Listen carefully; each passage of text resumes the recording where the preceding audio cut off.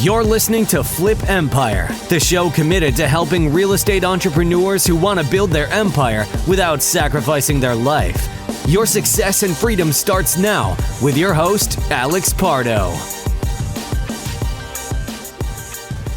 $16,391. That is what I have just spent on 2 Super Bowl tickets, Upper Deck 50-yard line. My friends, I want to welcome you to episode 593, and I wanted to start with that figure, not because I am trying to flex, because if I was trying to flex, I wouldn't tell you that these were Upper Deck 50-yard line tickets, right?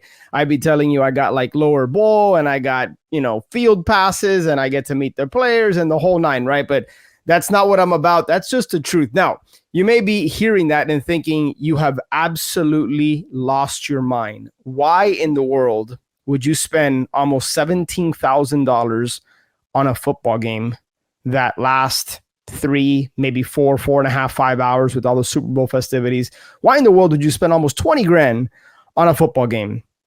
And my friends, it's a great question, and I think it's what I want to speak to you about on today's podcast episode. Now, let me kind of provide a little bit of context, and I want you to stick with me because this isn't the usual content that I share, but it's going to tie into the message, or I'm going to do my best to tie this into the message that I really want to share with you, because since I've placed that order right after the Bengals beat the Kansas City Chiefs in the AFC Championship game, I've already been thinking different as a result of that decision. And so I just kind of teased you with the message I want to share, but let me backtrack and provide a little bit of context here. So I grew up in, my father was a huge sports fan. If you're watching this on video, you see a bunch of Dallas Cowboys things and trophies from when I was a kid growing up playing sports. You see helmets behind me. So my dad loved sports, baseball, football, and basketball to a lesser degree. So I grew up, just Cuban household, just very close to my family. And so sports was always a bonding opportunity with me and my father, right? My dad was my first baseball coach. I played baseball all my life. I played basketball and just all types of sports I played, and was fortunate enough to get a partial scholarship my freshman year in college to play baseball for St. Thomas University. Now, that was short-lived. It's kind of a long story, but I fell out of love with the game. I knew I didn't necessarily have the tools to make it to the big leagues, and so I decided to transfer schools, and that was the end of my baseball career. But nevertheless, I've learned so much about teamwork, about communication, about hard work, about having the right work ethic, discipline as a result of sports. And now I'm doing my best. My wife and I are doing our best to pass that along to our daughters who are in, one of them is in competitive dance. The other one's in dance, have done gymnastics. So I've taken away a lot from sports. And so anyways, my dad, huge Dallas Cowboys fan. He did his very best to make sure that I kind of followed in his footsteps. And he failed miserably along the way, because when I was growing up as a kid in the 80s, for whatever reason, I was attracted to the Cincinnati Bengals. I really liked their helmet. I liked their uniforms. I was just a little kid, 4 or 5 years old. And so I started watching them, and I started just liking the players, right? Ickey Woods is known for his famous, that touchdown celebration dance called the Ickey Shuffle, and Boomer Esiason. And I just started following the players. And then I was fortunate that when I was starting to, take a liking to football and watching them, they actually went to 2 Super Bowls in the 80s when I was a kid. So I stuck with them. Now, if you know anything about sports, and if you follow the NFL in particular, you know that the Cincinnati Bengals have not been the best organization, to say the least, over the course of the last 30 years. Cheap ownership, just there's a lot of things that go with it. But being a Bengals fan has been pretty difficult over the last, basically most of my adult life, last 30 years or so. And, a couple of years ago, they got lucky just from being so bad. They landed the number 1 pick, drafted Joe Burrow. Following year, drafted this just incredible receiver, Jamar Chase. And the rest is history. A couple of picks, a couple of big free agent signings, and the culture of the franchise has completely turned around. So this podcast episode is not about the Bengals. It's not about football or me as a sports fan. In fact, I want to kind of share with you something that as a as just an aside to this episode, because you might relate to this, whether you like sports or whether you have just anything in particular that you really like that doesn't necessarily feel productive or doesn't feel like it serves you. There was a time not too long ago, maybe a couple of years ago or so, 2-3 years ago, I remember having some coaching calls with my personal coach, sharing with him how there was a level of guilt that I was attaching to how much time I was spending on Sunday watching football with my dad. Obviously, that's a terrible return on my time. Just sitting on a couch watching football, like you get nothing out of it. Like what difference does it make whether the Bengals or any other team win or lose? It doesn't affect my life in any way, shape, or form. And I understand that, and I realized it, but I was feeling guilt because I feel like I should be using that time more productive. I could be doing anything with that time, spending that time with my family, traveling, being out and about, working out, whatever, any number of things that are more productive than watching sports. Now, just it's important to note that I'm grateful that I have the opportunity to spend a lot of time with my family, and I do a lot of traveling. So I never felt that I was doing that at the expense of them. But nevertheless, there was a period of time where I was just feeling a little bit of guilty. And then I realized just a good coach, what he does is ask a lot of questions. And he helps identify and get out of you probably what you already know. And so we started to dig deep. And I realized that that time on Sundays had multiple benefits for me. Number one, it was an opportunity to spend some time with my dad. It was an opportunity for me to go to my parents' house, hang out with them, spend some time with them, have lunch with them. Usually we'd have breakfast, we'd go to church, we'd watch the game, we'd have lunch, followed by dinner. Like it was just like an all-day event for us. And I also realized that I had the opportunity to disconnect from, almost turn off my brain to a certain degree. And now at the time, I actually thought that was a negative. I was thinking to myself, like, I love my life. Doesn't mean I don't have challenges. Doesn't mean, it's all perfect. Far from it. But why would I need this to disconnect from it? And then I realized that it was actually healthy for me. And that's how I see it. It was so whatever you like, whatever you're drawn to. I have several buddies of mine that love playing golf, and they play golf 2, 3, sometimes 4 times a week. If you've ever played golf, it's a 4, it could be a 4-hour event, 5 hours. If you factor in travel time, I mean, it's pretty much half a day or so. I mean, it can eat up a significant portion of your time. And that was their, I don't know if outlet is the right word, but they just enjoyed it so much that one of them even told me, I think freely when I'm out there. I feel my creative juices flowing. I feel like I come back up. And now you might think, well, that's complete BS, right? But for him, he truly believed that. And so the first takeaway I have for you is, if there's something you like, and it's not unhealthy for you, right? Like if you like drinking and you like smoking and you like something that is severely going to affect your health, short-term and or long-term, well, then obviously that's not a healthy vice, right? But if it's something that you feel can help you recharge, reset, ask yourself what benefits is it serving. Now, if you can't find any benefits, then maybe it's something you want to reconsider. You may just really like to watch sports, right? But then consider there's an opportunity cost for the time that you're spending doing that or doing anything else relative to what you could be doing. But if you're going to do it, make a conscious choice.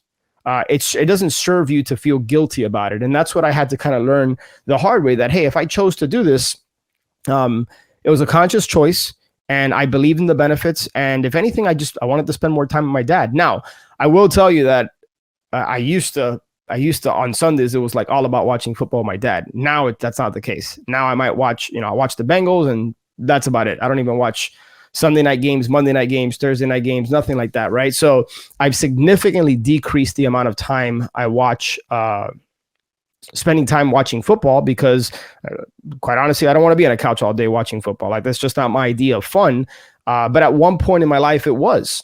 So despite what you might hear, there's a lot of people that say like that don't even like sports, and the thought of them sitting for an hour watching a game is just it's madness. It's crazy to them, and I totally understand that. I have a lot of empathy for those people, and there's a certain part of me that felt that I wasn't such a big fan of the Bengals, for example, because that's 3 hours on Sundays that I could be doing something else. But back to my original point, for me, it was an opportunity to bond with my father, with my family, and it acted as a reset, as a recharge to a certain degree.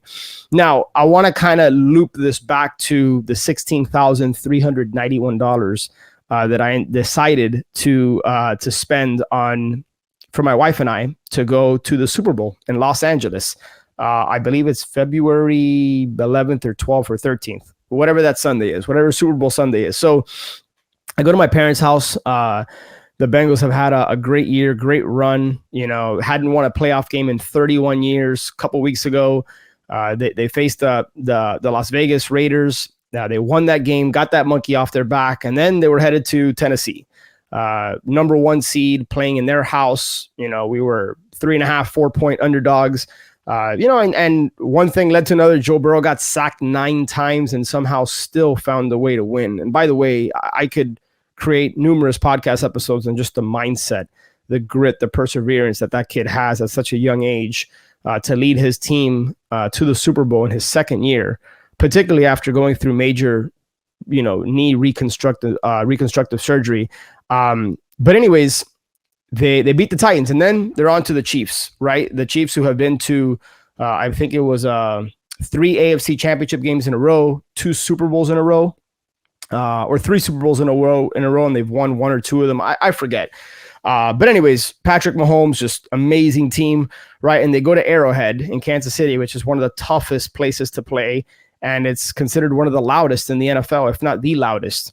And I'm anxiously watching that game with my dad, my wife, and my mom, and everybody's watching it in the inside. And game starts off just ugly, 21-3, headed into the half almost, and it didn't look good. And then one thing led to the other, and they were 11 point. They were down 11 points coming into the half, and then just third quarter, fourth quarter. Long story short, field goal, walk off, won the game. Bengals were able to win the game in overtime. And it was just such a cool moment for me because, again, last 30 years, the Bengals to a certain degree have been kind of like a laughing stock in the NFL. They just haven't experienced that much success, certainly not getting to an AFC championship game and winning it, nonetheless going to the Super Bowl. So it was just a cool experience to go through that. And then I started thinking, when am I going to have an opportunity to go to a Super Bowl, to watch a team that I've been a fan of, for 36 years, 37 years, since I was 4 years old. And the answer just hit me kind of between the eyes. I said, I may never have this opportunity again. This is, some might consider it a bucket list item. And I've, I was having a conversation via Messenger with my good buddy Haim, who I've had on the podcast. Just great dude, good follow on social media. And he said, right after I bought the tickets, he said a boss move. And that's not what necessarily resonated with me, but he goes, he basically said, keep collecting memories and experiences, not things. And that really summarized why I made the decision, because I'm grateful and I'm fortunate that I'm in a position where I can do that. And don't get me wrong, it was not an easy decision. I mean, I don't care how much money you make. It's, it's a decent amount of money, especially to spend on a game, but it's an experience. And that's really, experiencing something like that with my wife, the festivities, the halftime show. Hopefully they win, but even if they don't, it's a memory that to me is priceless, right? That I expect will be priceless. And so I made that decision. So don't, I guess in summarizing this episode, don't feel guilty about the things that you desire, right? It's out there, and so you can have it. Now, I think it's important that you don't put the things that are most important to you. You don't sacrifice your core values, or you don't make, you have to be a good steward of your money. You don't make stupid financial decisions. You don't go into debt for experiences that you necessarily can't afford, and let that drive you and fuel you. If there's certain things you want, don't feel guilty about it. If there's a car you want to get, if there's a vacation you want to go on, if there's a house you want to buy, if there's a watch you want to buy, like, if that's important to you, fantastic. Like, I'm not here to demonize that in any way, shape, or form. I like nice things too. But make sure that you're being a good steward of your money. And if you're not in a position where you can afford some of those things, always ask yourself, how can I afford this? Now, here's the key takeaway, that since I've made that purchase, I've already been thinking differently. And I've already been asking myself several questions. Number one, how can I get for somebody else, or how can I get for others to pay for this experience? Now, I necessarily haven't come up with an answer, but I'm already thinking of ways to be more productive with my time, to add so much value to people that the compensation is far greater than the expense. Now, one of the things that probably crossed your mind, because I remember my wife looked at me kind of cross-eyed and she says, "Are you sure you want to do this? Do you want to spend that much money to go on a game? Keep in mind, it's not just the tickets. We bought flights, we got an Airbnb. Like, before you know it, it's going to be a pretty sizable expense, right?" But one of the things that has just really, really I've been reminded of over the course of the last year and a half is that I don't measure everything based on ROI, based on return on investment. But in fact, these days I measure things more on ROH, return on happiness.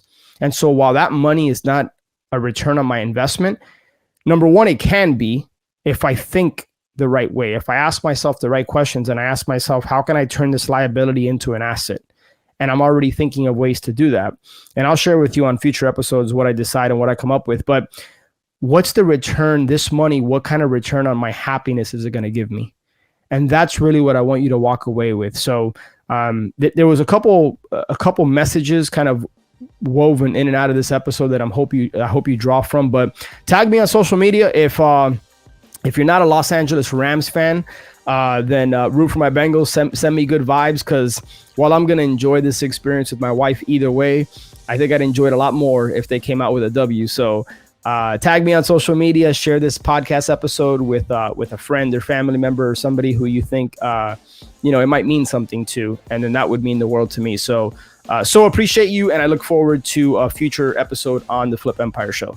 Take care. One last thing before you go. If you have been listening to the show for a while and/or you have been getting value from the show, I would be 100% honored if you would share this show with a friend, or maybe share it with somebody that you think could benefit from this. It's my mission, it's my cause, it's my purpose through Flip Empire to impact and touch people's lives, to help people and in their businesses. So it would be an honor if you would be willing to share this episode. And one last thing, make sure that you're subscribed so that you get notified every Monday and Thursday when shows get released. I look forward to connecting with you on the next one. Until then, have a great day.